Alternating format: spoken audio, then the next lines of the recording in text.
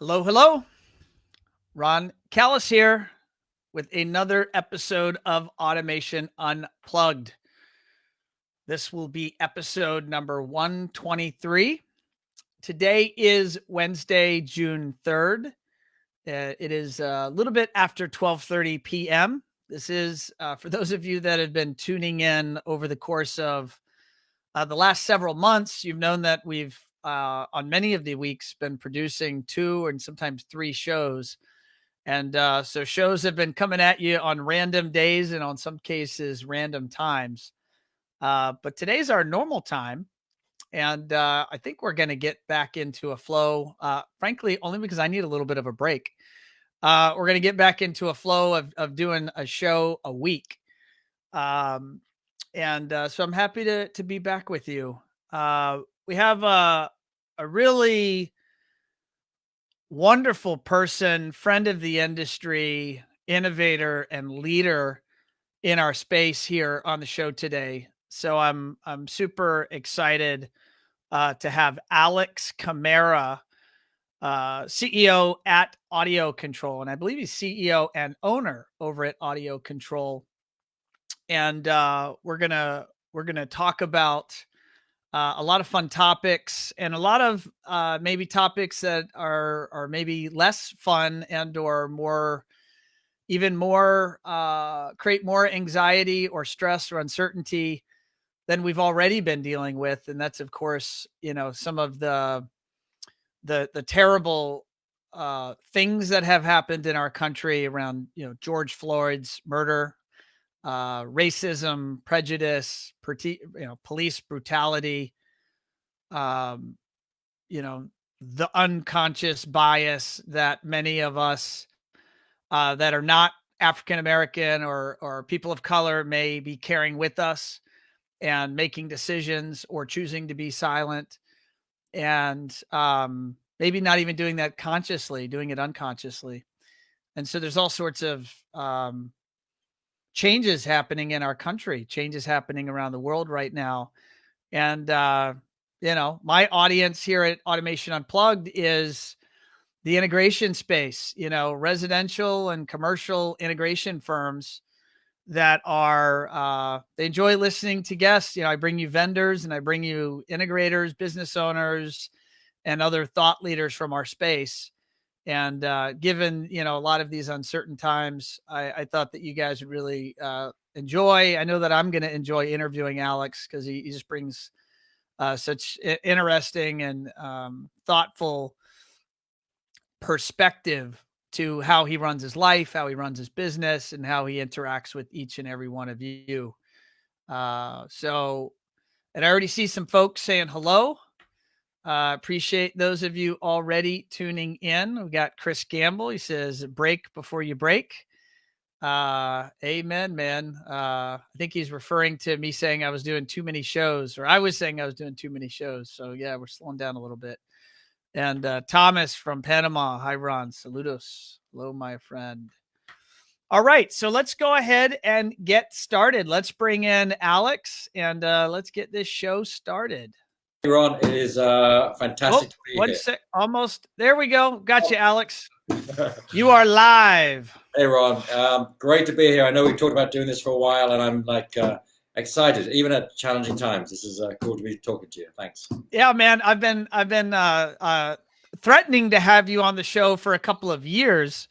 And we were, I know we started getting this scheduled back in, I want to say January, February. We tried to get some dates and times, and here we are.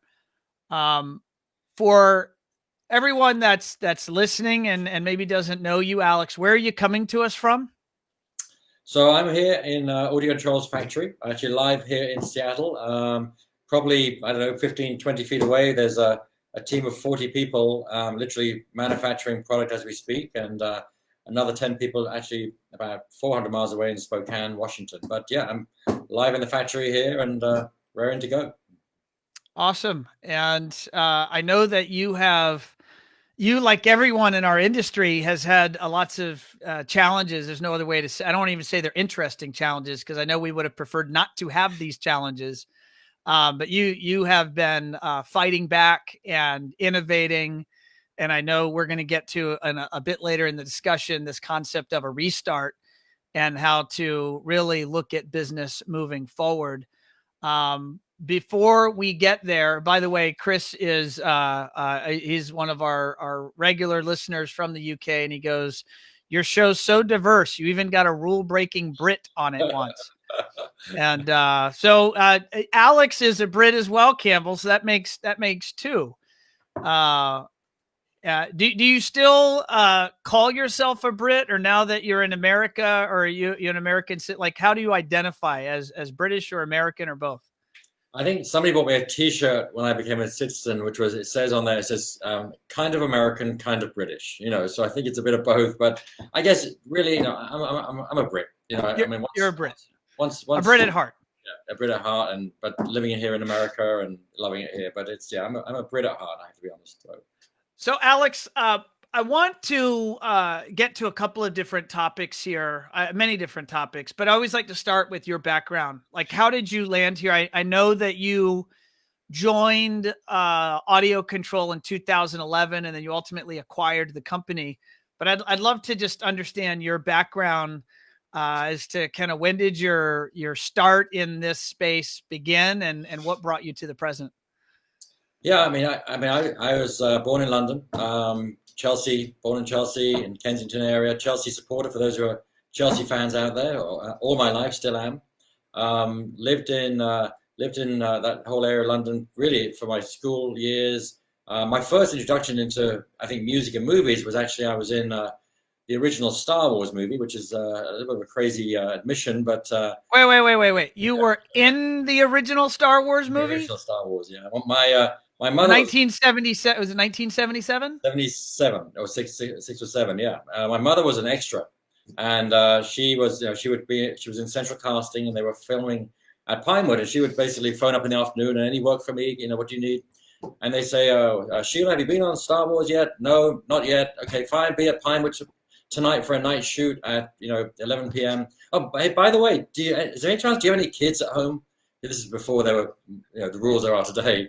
He said, yeah, I've got my son, he's 6 years old, a bit young. Okay, can you take him with you? They may use him. And she said, okay, I'll take him with me, because she's thinking, another 50 pounds or something, Basically, to cut a long story short, I got there, they put me in a small alien costume, and I was in the cantina scene. Okay, which no way. Oh, yeah. So I don't know which alien I am, but there's a group of small aliens you can see.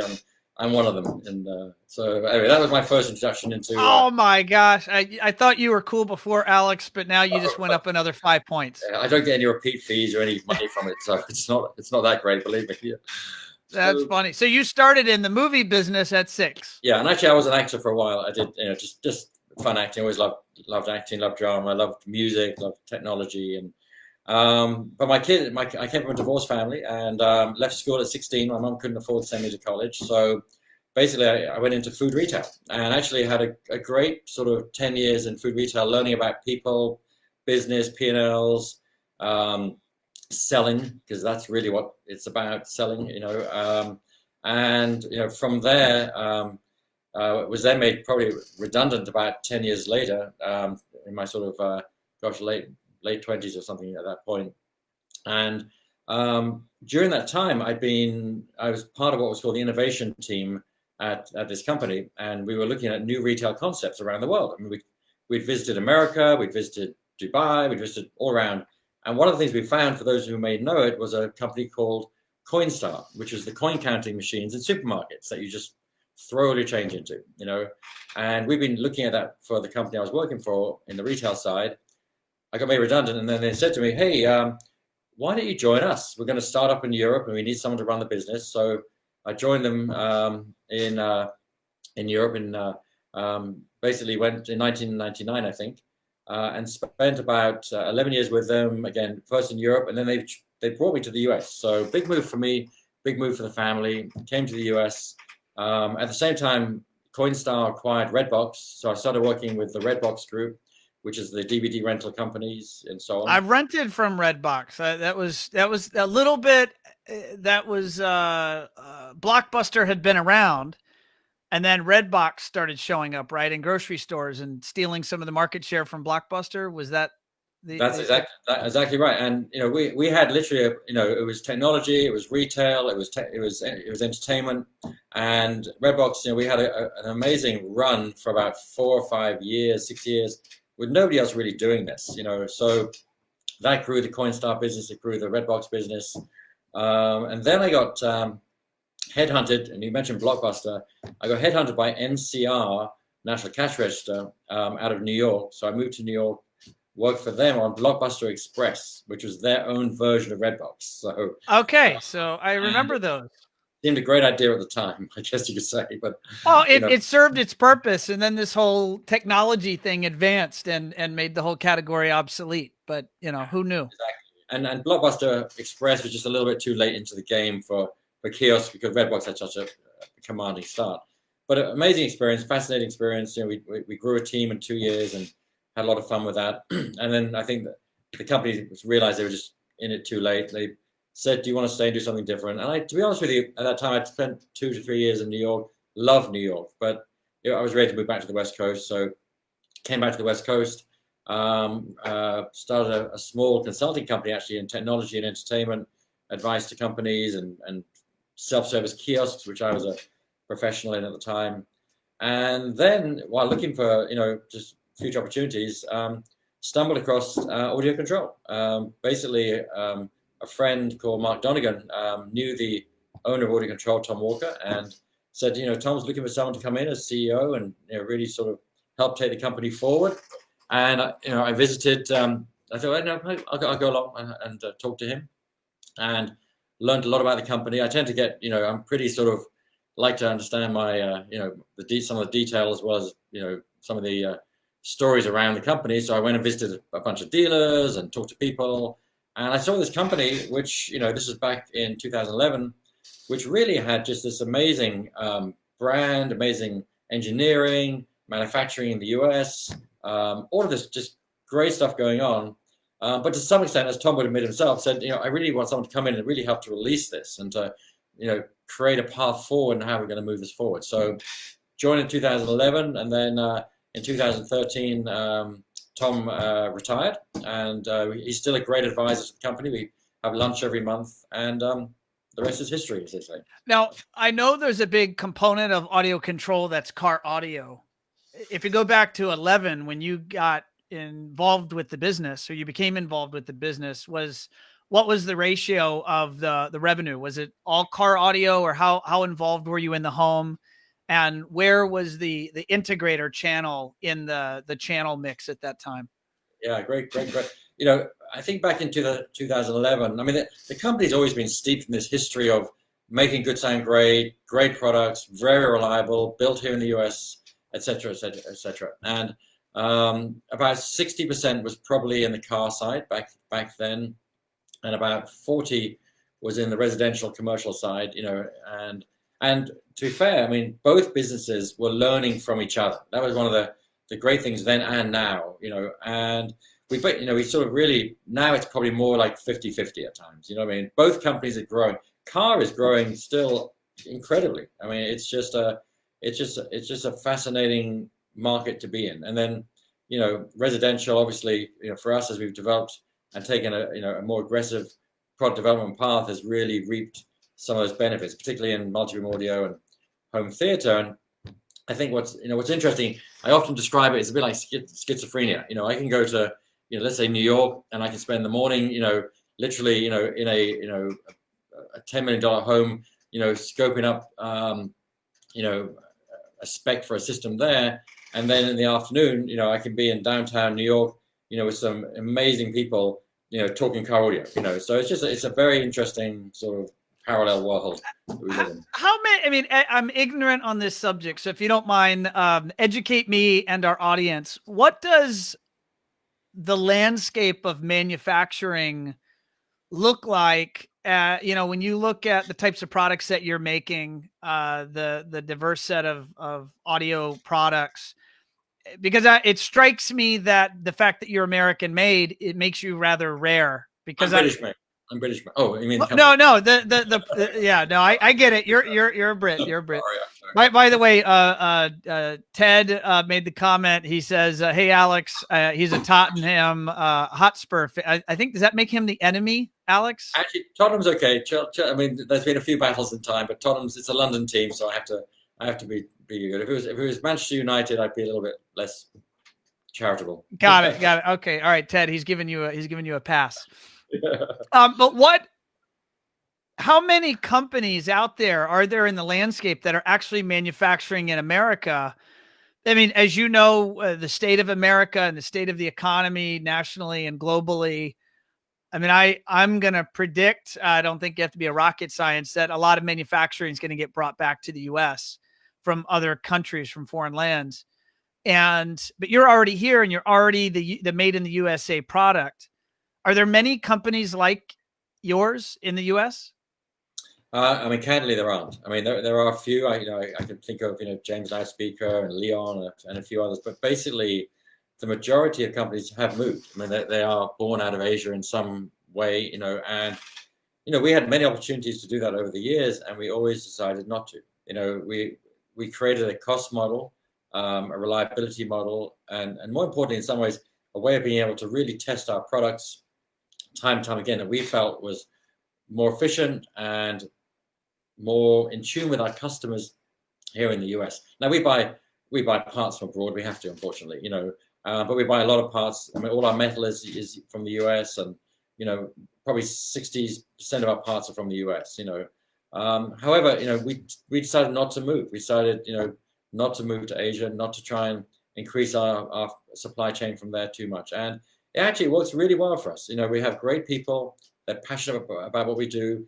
We don't have to rely. One of the interesting things is we don't have to rely on having containers coming in. We can be pretty agile. Like at the moment, you weren't affected by the tariffs last year. Well, we were on parts. You were on the electrical components. And actually, what was really, and I did a couple of interviews on this recently or last year, what was really disappointing about that was really American manufacturing, and not just in the electronics business, but in other industries, is tariff for parts brought in from China. Yet we're manufacturing the products here, and that's a whole separate podcast. That's a rabbit hole. I probably should. That's a can of worms I shouldn't have opened. Maybe. No. We're hoping that changes over time. We're managing it. We've absorbed most of that cost, but yeah, it's not great. It's okay. Not great. So the elephant in the room is obviously there's the COVID-19 shutdown or quarantine, and that's affected so many people throughout the world, here in America and here in America. And then layer onto that, the horrible brutality last week with George Floyd's death, and really the rebirthing and the reawakening of what strikes me as a rebirth of the civil rights movement here in America. How are you handling and thinking about all of this? I mean, let's start with, I think, the movement that we're working and talking about this week. Obviously, as a British guy, coming to America, obviously I wasn't around during the civil rights movement previously, but I've been shocked. I mean, shocked by the events of last week, shocked by the death of George Floyd, and I've spent a lot of time listening and learning. Few things. I mean, certainly on the weekend, I have a good friend who she lives in Capitol Hill, which is here in Seattle, which is really one of the main areas for protests, and we were up there safely under COVID conditions, with Paulette, my wife, on the weekend. And we took some time to actually go and talk to people, and really, as a British person, trying to understand the crux of not just the injustice of what happened to, George Floyd, but also just the deeper questions that have arisen. There's deep roots in that pain and anger out there in society. And I spent, probably 2 hours just talking and listening and learning. And I thought what was interesting, I thought I knew it, like you do sometimes. And I didn't know it. I was probably, in some ways, as a fairly new person in America, I was scratching the surface of my understanding. So I've learned a lot on the weekend in talking to people and making that point to listen and understand. And then on Monday, I spent a lot of time with my team here. We have about 40 people here, all mixed nationalities, all mixed races. I mean, I did a bit of a talk to the team, and then I spent quite a bit of time, talking to people individually, a bit of a sort of a open door, and just really try to, again, understand it. And, there is a movement here, clearly, and it's an important movement, and I think we have to listen. We have to make sure that people are allowed to use their voice really clearly at this point in time and be understood and heard. We can't, I think, prejudge anything. There's lots of different ways and different facets where you look at this. Lots of different beliefs and meanings of how the best way to approach this is, and I'm passionate again about understanding that and trying to help people, create that right path, and be part of a very important conversation. I hope, more than ever that we learn from this and we take the right steps. It ain't going to change overnight. That's the reality. However, I do believe that the majority of people, not all, but the majority of people are good and mean well. And I think the majority of people want to see the right change. And I think this movement at the moment, regardless of your, beliefs on, on what's right and what's wrong in the way things are being done, I think this movement is important, and we have to listen and learn, and I'll continue to do that. So. What are you? Any advice or considerations for the business owners out there? There's so much stresses on the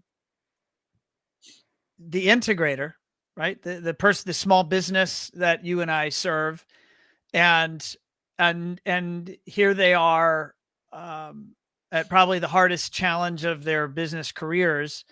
And now one of the most important movements in American history is happening right in front of them. And I think it's incredibly positive. And at the same time, it creates a tremendous amount of uncertainty. Any just thoughts on how the folks listening can think of how to cope and manage and best support their team and their communities? I mean, I'm a general believer in that, ideally, you don't bring religion or politics into work. I mean, everyone has the right and the important right to have their beliefs and to be able to exercise that right and to be able to talk about, anything. And I think business owners and companies like ours are certainly today more than ever, post, with the movement that's currently happening, have a bit of a responsibility there. I don't think necessarily what someone does is right or wrong. I don't think if someone doesn't post something doesn't mean they're wrong. If someone does post something, it doesn't mean they're wrong. I think, companies should just, think about that. I do think most companies should be part of this conversation, with their teams, with their families, with themselves, and not be afraid to talk about this. It was pretty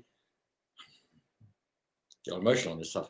It was pretty amazing on the weekend, just talking to people in the street. And I wasn't involved in, where some of the troubles in Seattle were, but I was talking to people in the street on Saturday evening, and it was pretty amazing in some respects, And I think the same thing when I talked to my team here. I think what was interesting was a lot of people are far more deeply impacted by this than people maybe recognize, who aren't necessarily marching downtown or protesting. So I think having that conversation, opening up people. Someone said to me afterwards, they said, Alex, thanks for doing that on Monday, because that really, we just didn't know what to really expect, what to do. It allowed us to talk about it. So I would just say talk about it. It doesn't change the business directly, obviously, but at the same time, we need to recognize this movement and understand, how we can, help understand and be part of it in the right way. Now, I appreciate it's a challenging topic, Alex, and I'm putting you on the spot here in this public forum. So I appreciate you speaking to it. I can admit here at One Firefly, I mean, we're also, like maybe everyone listening, figuring out what our role is and how to practice our beliefs, personally, but then also how to practice those beliefs professionally on behalf of our business or our brands. In my case, I'm now also representing many hundreds of brands in the marketplace within our space, just under 500. And so there's a tremendous amount of responsibility there as well. And, so actually just a little bit later this afternoon, we're having a town hall at One Firefly virtually here. And we're going to be discussing, the movement and race and biases that we may have, whether known or unknown. And I know that my leadership and I are just simply going to be doing a lot of listening. And that, by the way, that's a key thing, Ron. I think in the conversations I had on the weekend and here in the factory, there was a lot of views that I didn't really appreciate, enough, and I think that was one of the biggest things for me and how we're now looking at going forward. We're going to have another meeting on Friday, but I think it was interesting just to hear people, in some ways, more than I've heard in my time in the US, really talk from the heart, from their experiences, and just in how do we solve it is the wrong word because it's not about solving it. This is a massive change required, but how do we be part of that change, I guess, in the right way, that is right for all, obviously, yeah. So I agree. I think change is needed. And I think a member of my team emailed me. I'm happy to say at One Firefly, we have a very open, transparent relationship in our team. Anyone on our team can message me at any time or talk to me at any time, and any member of our leadership team. And I've had a number of, communications and discussions. And, there's I want to say belief. There's a fact that regardless of where you stand around race or prejudice, silence is a position. And, it's unacceptable. And I think what is going to ultimately cause change is all of us, of all skin colors, of all positions in society, not staying quiet or trying to brush it under the rug, but just addressing it. Yep. And having the uncomfortable conversations. And if we do that consistently over time, we can make progress. So talk to me about the restart. What does that mean? Because that's a term I've heard coming from AudioControl. I've heard it coming from you in particular. You're being interviewed in different environments. I'm in a number of different manufacturing discussion groups where you are very active. I'm on the Azion board of directors where you're a partner there and you're very active. What does the restart mean versus, and I'm going to juxtapose that to the term, let's recover or let's deal with the recovery, because you're not a big fan of the word recovery. Well, I think to me, obviously that recovery is a word, but I think a more positive way to look at this at the moment for us here at AudioControl, and to be honest, I think the world is, it's termed the restart. We're restarting our businesses, we're restarting our relationships, we're restarting our manufacturing, we're restarting, so much that was really put on hold. And to me, many companies have suffered greatly during this time. Unfortunately, many or some have closed, and that unfortunately is more down to a recovery at that point. But I think in our industry, from what I've learned in the last, 3 months, I'm going to be honest, right at the beginning of this, I had some pretty big fears about what was going to happen to our company. I think you and I talked right when this thing went down, and we both had tremendous amount of fears as to the unknown. Exactly. We're a U.S. company. We manufacture here. We have a cost base. And right at the beginning, no one really knew what was going to happen. It could have just fallen through the floor. And that's the same for many companies. Small, mid-sized like ourselves, as well as large companies. That unfortunately, and some businesses did fall through the floor and will never recover. That's right. And so, I went through, 4 weeks with the team here. I'm like just beyond proud of the team that I have here. And in that, the way that we approached the first, it's almost, to us, it was almost 3 sets of 4 weeks. The first 4 weeks was really crisis management, cash preservation, crisis management, customer contact. We spent probably more time than ever, and we spent a lot of time working with customers and clients and so on. But we were talking to people, from a support point of view, how can we not just protect ourselves and try and, get us our plan right, but how do we, help our customers? And we did a lot of, we changed some terms and we changed payment things and we just did a lot of other things. What was interesting is that as we came into the second 4-week period, we sort of looked back and thought, okay, well, thank goodness the floor hasn't dropped, the ceiling hasn't dropped. It wasn't as severe as was planned in terms of a potential worst case. Exactly. And one of the things that helped us was, we stayed an essential business, as we call it here in Washington State. So by nature of, in particular, actually the residential and commercial business that we do, that particularly, I mean, it's very hard to justify an essential business around a music system in a car. It's not quite so easy. But when it comes to amplification and DSP and networking and everything else, we had a strong and a good story, the right story, and legal opinion on remaining open. So that was pretty key, obviously, for us. We were able to do that. And actually, in the second 4 weeks, that really played well to our dealers, who many of them who are either starting to come back on or had found a way that construction was allowable again, and actually needed product very quickly. And again, because we're manufacturing here, we're pretty much able to. We have finished goods, but we're able to ramp up and ramp down pretty quickly. We don't have to wait for a container to arrive from Taiwan or Japan or something. We can literally, say, okay, we need 4 more of these. Boom, And we don't like to. We prefer to have finished goods, but we were able to really react, and I think during the second 4 weeks, and then the third 4 week period is what I really call, came out of that with what I termed, and it's not my term, but the restart. And we had sort of 8 ways to think about this, and we basically had exercises here at AudioControl, and we actually shared this with all our dealers as well. We had everything from, we started with a launch map, as we call it. So we created a launch map. We did work around of that. How will we basically restart? We then really worked on safety guarantees. That was the number 2 for us. Safety guarantees for our dealers. To build back trust. To make sure that not just that our dealers have trust in our products, but their customers, also felt comfortable about the way our product was made, the way the product was handled, even. We had dealers phoning us when things were much less understood.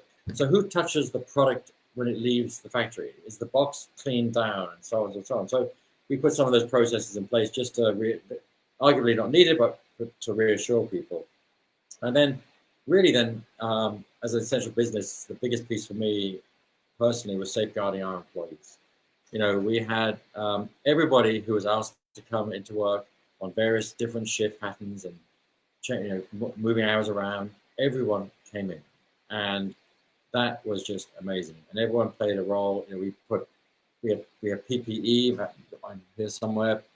We invested in shield. When your crew's out on the factory floor, are they wearing masks? Yep, everyone's wearing masks. When they're at their workstation, they don't need to wear a mask, but as soon as they leave their workstation, they have to wear a mask. We have signage across the floor, and this is just one of them that making good sound great. Keep one. Oh, I love the Jabberwocky. So, Bigfoot. We invested in this, this sort of thing to try a little bit of the audio control humor, but on a serious subject. Speaking of that humor, there is a thing called audio control humor, because I have a piece of your gear. I recently acquired one of your DSP multi-channel amps for my multi-room audio here at my house. And I read it front to back of the guide, because I actually configured it myself. I was very proud of myself. And you have Easter eggs all throughout your brochures. And so where does that come from? Because there's these little random, hilarious little nuggets. And I'm like, it's super serious and then random fact or comment. Our team member who writes a lot of our manuals just has this little, we've done this for years, just has this little bit of, subtle humor that we like to sort of inject in. Some of them are very obvious. Some of them are like, is that real? Is this? Oh yeah, no, there's some super subtle references. It'll be in a parentheses and a technical fact, and it'll just be like. I think the Rialto. Does Alex know this is in the brochure? No. I read every manual. The Rialto 400, I think, has 3 LED lights on it: a red, a blue, and a green. In fact, I think it has a red and a blue. And in the manual, it says, red, blue, and green. There's no green. And red is like standby, blue is operational, green is coffee ready. Coffee, your coffee's ready. Yeah, things like that. So it's subtle. On our boxes, if you get an audio control delivery, it's worth opening the bottom flaps of the box, and you may never see this, but there's oh no, I didn't. I tossed the box, but I wish I had known that. So what's underneath the flaps? Oh, it's things like, if you open it this side, the electrons will flow out, or this is the wrong side, what are you doing? It's just subtle stuff. But it's part of it is part, to your point, Ron, it's part of the culture of the company. It's part of who we are. We're a serious technology company, but we want to have some fun along the way. And not everyone gets it. We actually get occasionally the odd complaint. You need to be a little serious. This is just terrible what you're doing. So, and I respect that. You listen to that feedback. You might disagree, but you'll listen. But most people, they get the meaning of it. Is just trying to bring a little bit of humor to a busy industry that we're in. And then restart. So back to the restart. So just finishing. All right. Yeah. Go ahead. So I then want to transition it to the dealers, and what does restart for them mean? Yeah. And this really is what we sent this to the dealers again. We sent our view of this.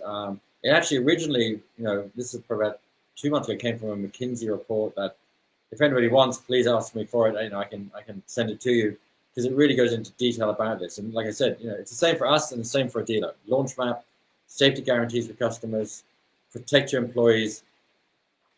That's non-negotiable.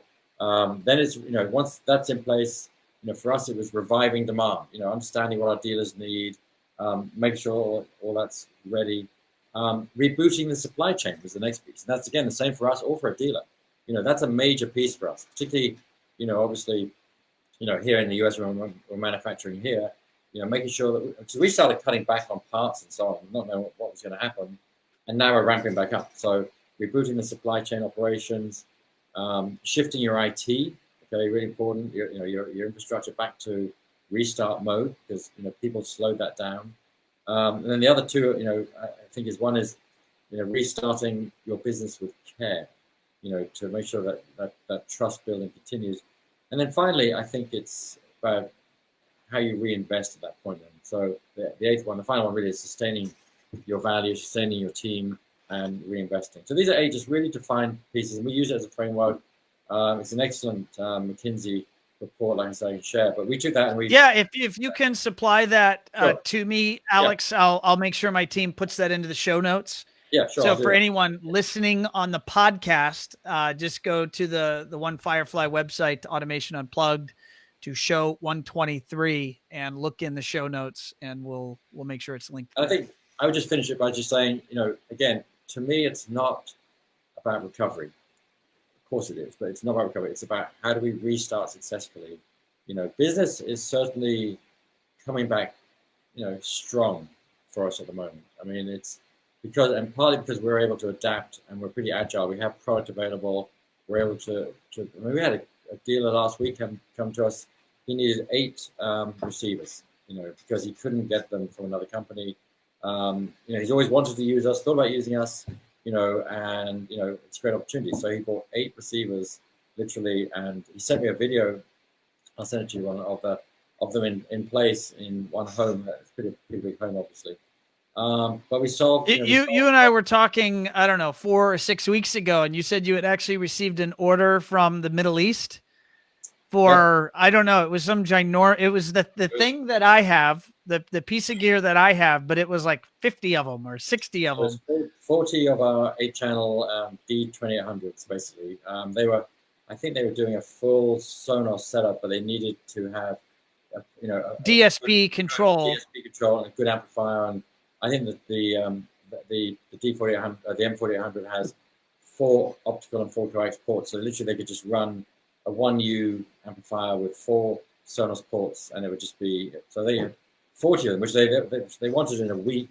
They wanted 10 in London and 30 in Dubai. And good Lord. About a week were you able, I know that's a wonderful order, but it's even better when you can actually ship it. Were you able to meet that order? We shipped it, not within a week, to be candid. We shipped the ones to London within a week, and then the other 30 went about a week later. And we have finished goods normally, but that was a sudden big rush in the middle of COVID. So it's so it's like yeah, no, that is what are you seeing in terms of, you mentioned demand right this minute is good. What are you seeing across your dealers nationwide? I mean, when my customers talk to me, and I'm sure when they talk to you, they appreciate the perspective we have. That's a national perspective, as opposed to just the singular market maybe that they operate in. They don't know whether what they're doing is above or below the average nationwide. So what is the read? What are you seeing for the demand for technology in the home? And where is that demand? Have the categories pivoted or shifted in any way that's recognizable by you and your team? Yeah, great. I mean, it really is coinciding with the reopening up of the states. Obviously New York, California are a little bit, slower because those are a little bit later to open up. Some of the mid, central states that perhaps, either weren't as badly affected or started up earlier, saw some demand. So, we've definitely seen it in conjunction with the restart. Now there's also, there are dealers in, the New York area and California that are working on essential projects for essential businesses that are also doing, needing product quickly, which again, we can react to. So that helps. I think the other piece is that we're seeing is interesting. I was on a call, I do a lot of reading, a lot of sort of listening and so on various data and so on. And I was on a call on a group I'm on, and about a week or a couple weeks ago now. And, home entertainment came out as a area, no surprise maybe, but it was really good to see the stats behind it. An area that is not just going to come back in the next 12 months, but it's going to come back in the next 3 months onwards. And I think there's going to be, certainly we've seen an increase in home entertainment. Our new X and XR theater receivers and preamps, which literally are building, right as we speak out here, are shipping and getting a lot of demand for that, which is great. People are, I think, sick and tired of their substandard system in their homes. I was tired of the substandard system in my home. That's why I reached out to you. That's right. You said that. Okay, yeah.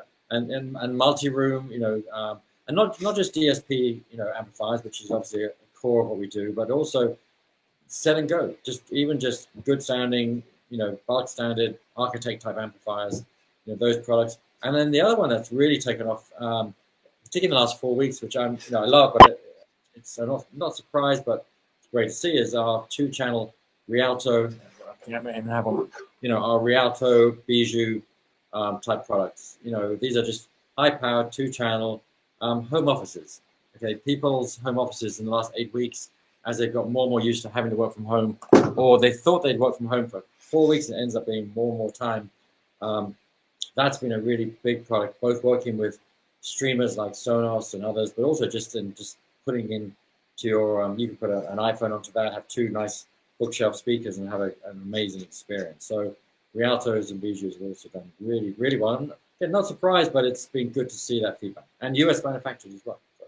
Yeah, no, I mean, the perspective that I'm seeing, just to compare notes, is, as you said, parts of California, not all of California, but parts of California, most of the Northeast are just still getting hammered with the lockdown, the quarantine. And I spoke to a dealer in Northern California, one of our larger dealers, and he's slammed. I mean, and and I've heard that from many dealers that are coming back. They are slammed. I think the fear, and it is a real fear, is all the time that the dealers haven't been able to sell and create new projects. What potentially could happen in October. Yeah, I mean, that in theory, that's going to work through the pipeline, and it's going to create some, segment of when they open up, they're going to be slammed. But in theory, maybe not proven, but it seems reasonable or logical, there'll be some gap. So the logic is definitely, you're right, Ron. That's definitely the logic. What I fall back on a little bit, and I think is the potential, is the reports I've read about home entertainment, and that's basically multi-room audio, speakers, and theater media, and so on. That if we're smart, and we are smart, and we can create the demand around that through marketing, that could certainly be a shorter term project definition specification that could be. Because I think there's a lot of people that will not so much look to now, but will look towards the holiday season, Thanksgiving, and say, I do not want to sift through this again. Or potentially, and I hope this is not the case, if my state shuts down again because there's some spike, I really want to be set up better for that. I think there's no doubt the reality, the likelihood of a second wave is very real. If you go back to the Spanish flu, there was 3 big waves in 1918 and 1919. And so that seems real. And whether it happens, we all hope it does not happen. There's no one here hoping that happens. But the fear that it could happen is very real and tangible. And how that's translating, that, what I'm observing, my team and I, is that the consumer of technology, the person, and I'm going to focus for a moment on residential, they are not planning a vacation. They are believing they might be stuck for segments of time, weeks or months at a time in their home with their family. And so they're upgrading their tech. They're upgrading their home networks. They're upgrading their entertainment, their home theaters. They're upgrading their outdoor entertainment. And I'm observing that. I mean, One Firefly, you go back to early March, you and I were comparing notes. I mean, I was planning for a very, very, very bad run of it. I had no tea leaves or magic 8-ball to tell me what was going to happen. The reality is April and May for One Firefly were incredibly busy. Exceeded goals type of busy. And we're seeing levels of busyness from our channel, this essential channel of technology contracting businesses, at rates in certain markets that I've never seen in my 20-year history in North America. And that's why I think, to me, at the moment, as a business owner, I'm navigating it week by week, month by month. I was navigating it day by day. Now I'm back to week by week, month by month, and we'll stay really connected to our integrators out there and understanding what they're seeing. That's the most important piece. Alex, we just had a bit of a celebrity stop in and give us a comment. The one and only Wim DeVos from Spain just dropped in, and he says, way to go, Ron and Alex, keep sharing your insights. Great guy. I just want to be able to dress like him. That's all. If I can just dress like him, I'll be much better. So, he does, man. He and his whole crew, they have like a look when they go to events and shows. They dress to the nines. It's impressive. That's fine. Real quick, I didn't get to it, and I know we're running short on time, but I don't know this, and I actually told you that I would love to hear this story live. What is the origin of AudioControl? What is the backstory of the company? Like, when did you guys? 1974. 44 years now. 76 maybe. And we basically were an equalizer company. A guy called, for those of you that know the music industry and the mixer industry, particularly Mackie Mixers, you heard of Mackie Mixers, a guy called Greg Mackie, entrepreneur, founded the company, and he was making equalizers. And this was, I brought it along, you might ask, this was our first equalizer, so and is that wood? This is wood paneling, so I keep threatening to do an amp today with wood paneling, just see if we sell it, but this was the first product, and we did equalizers. Or I wasn't around then. I wasn't born 40 years ago, so maybe. But maybe. We did equalizers, and then and it started off in the residential side and commercial side. Most people think we started in car audio. We actually started residential. He then brought the same equalization technology into the car as well, and had this concept really of how do I bring the experience in the home into the car and vice versa, and that's something we still live by and talk about today. And then really just developed from there, and just developed a great team. Always been here in the northwest of the United States, in the Seattle area, which is where there was such an amazing history and legacy of audio. And unfortunately, that most of that's gone now, but that's really where we started. And the factory here, we built a factory as well, in a small factory in Spokane, because Boeing kept stealing all our employees, so all our engineers, so we had to deal with that. But we've been here ever since. And then one other, I'm going to say the story has a positive ending, so I'm going to bring it up. I would not have otherwise. But a very well-known and beloved member of your team, Chris Kane, actually came down with COVID-19. He did. And he became very, very ill. Yes, he did. Chris certainly braved the storm there. He actually contracted it at an industry event from another person who was obviously affected, and he came back, and luckily he wasn't working in the factory at all, but he a few days later felt ill and went to hospital and had trouble breathing, and pretty serious, for sure. Luckily, this was right at the beginning when people were This was at the beginning. He made national headlines, right? He was on CNN. I have to pay him appearance money to come to work now. So is that what? Because he's famous. Does he ask for autographs when he shows up now? He does. And luckily, he went into. I remember him phoning me and saying, Alex, I'm not breathing. I can't walk very well. And everything else. And he was in the hospital at the time and segregated off. But he said, they're going to try me on this remdesivir. I'm sure I pronounced that wrong, but this remdesivir drug is part of an early stage trial. I'm just going to do it. What's the harm? And he was one of the first to do it. And literally within a couple of days, I was talking to him, and he was pretty much walking, not normally, but pretty much walking again and breathing, without any assistance of oxygen and so on. And he's now fully back at work and doing his stuff. And he's fully healed, fully recovered. Yep. He actually went and had I think it's part of because he was in this trial, they're monitoring everything from, I'm sure, blood counts, oxygen levels to, and he had another COVID test the other day, and he's fine. And, antibodies are building, and I think they're going to use his blood for something, and whatever. So he can do that. Yeah. So. Is that drug that I don't know how to pronounce it, but is that drug actually now an approved drug to help treat it, or was this just a random outlier in a data set?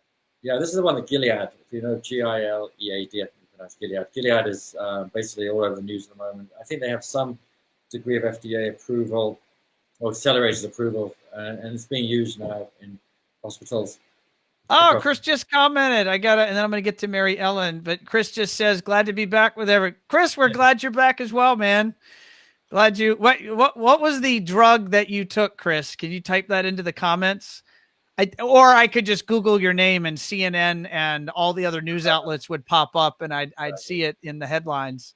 But I knew that it was. I pronounce it really badly, so it's luckily I don't something remdesivir or remdesivir, something exotic like that. Certainly, I mean, God forbid, if I contracted it, I would certainly call Chris straight away and ask him the name of that drug. There he goes. He just put it in the comments. Remdesivir.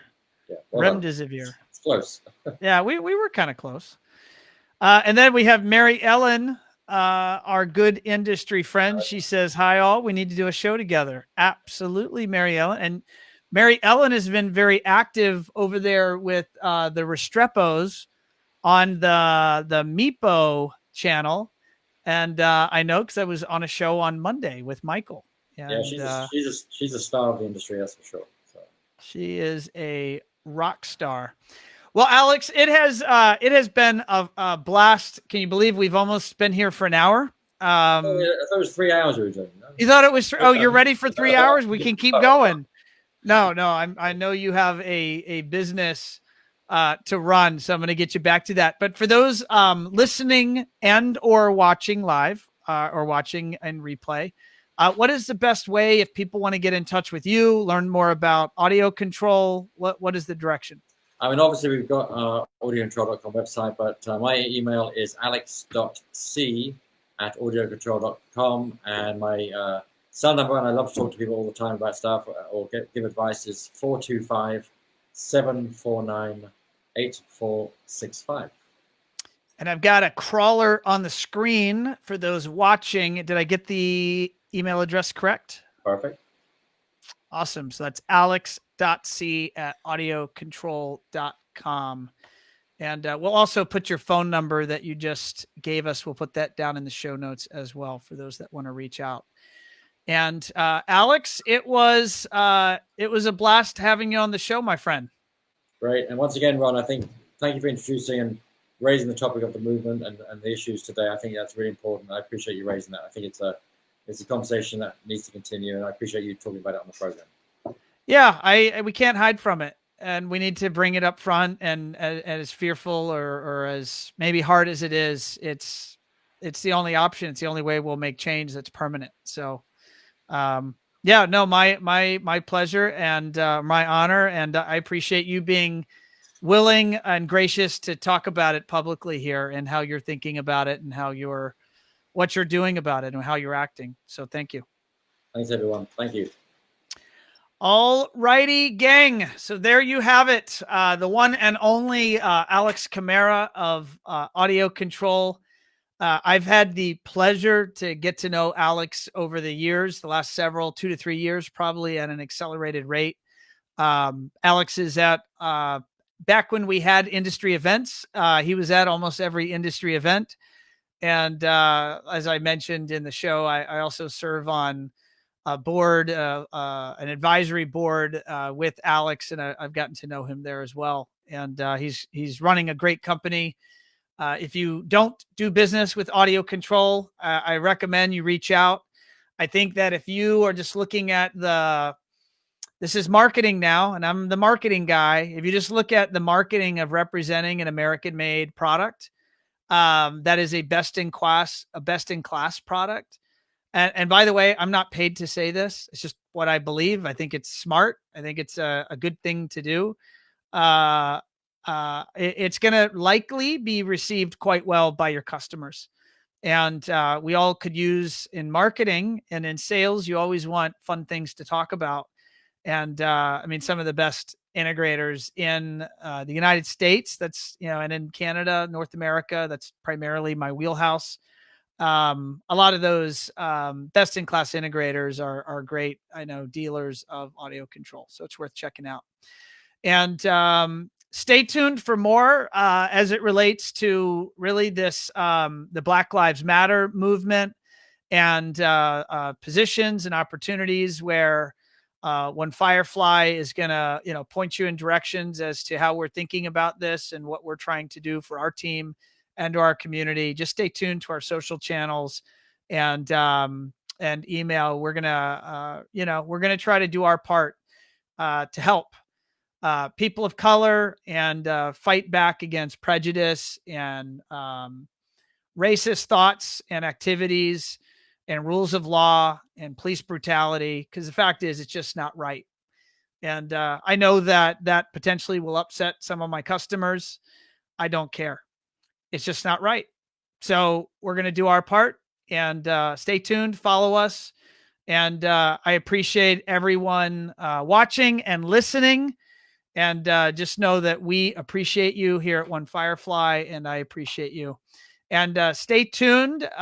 We do have more shows coming. I've got to do my little commercial for my podcast. If you have not already subscribed, please go to your favorite podcast program. I do look at these numbers every week. I'm looking at increase in subscribers and downloads and platform usage. If you feel so bold or willing to, and you want to help the cause, then please leave a review. Let people know what you think about the show. It does help us. And on that note, I'm going to sign off. And, as Alex had mentioned, as he's doing in his factory, make sure you wash your hands, make sure you're socially distancing. And as it relates to the George Floyd police brutality case and really the movement moving across the world, because there are protests and other activities that are happening globally, do your part. Even if that just means talking about it with your family or your children or your employees or your customers, don't shy away from the subject. So on that note, gang, I will see you next time, and we will be in touch. Ciao.